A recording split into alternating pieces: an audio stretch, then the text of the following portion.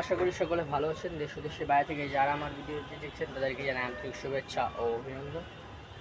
তো আমি আজকে আপনাদের দেখাবো যে আমাদের ছাদ বাগানে যে আম গাছটা রয়েছে সেই আম গাছটা আপনাদের দেখাবো।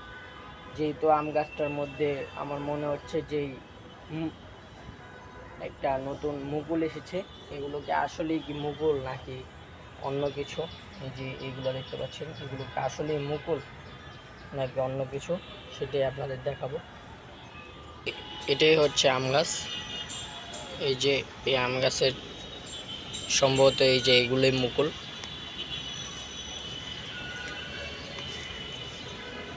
এগুলো থেকেই সম্ভবত মনে হচ্ছে এগুলো থেকেই আম হবে, কিন্তু আমি যে আগে মুকুলগুলো দেখেছি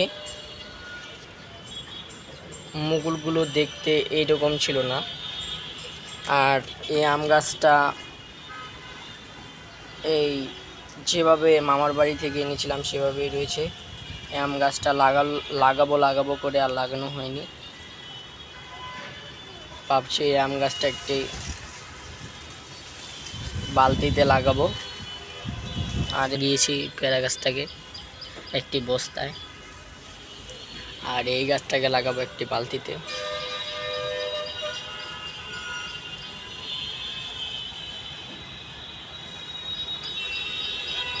এই গাছটা সাধারণত কলমের গাছ, এটা শিওরি একটা কলমের গাছ।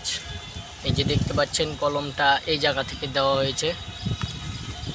এই কলমটাকে কি কলম বলে সেটা আমি ভালোভাবে জানি না, তাই বলছি না।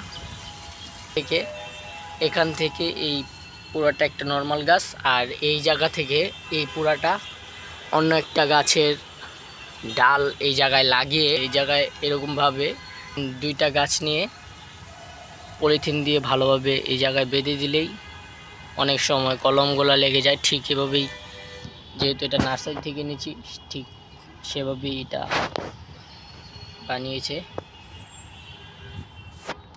এই গাছটাকে তৈরি করেছে।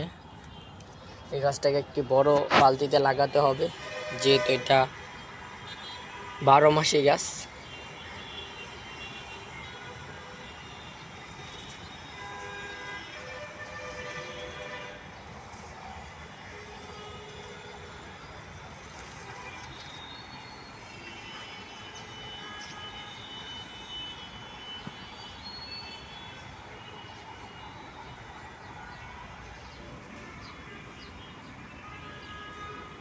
এই যে মুকুল,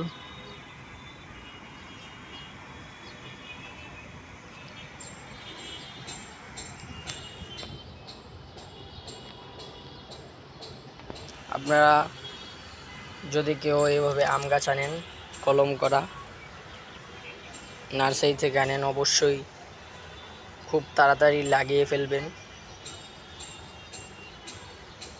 আর যদি ওইটা আম গাছ হয়, না হলে আম গাছের ক্ষতি হওয়ার সম্ভাবনা রয়েছে।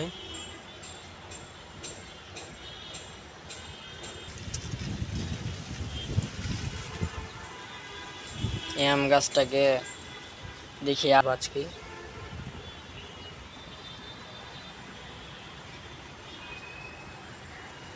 তবে এই ছিল ভিডিও। সামনের কোনো ভিডিওতে দেখা হবে নেক্সট কোনো বিষয় নিয়ে, নেক্সট কোনো টপিক নিয়ে।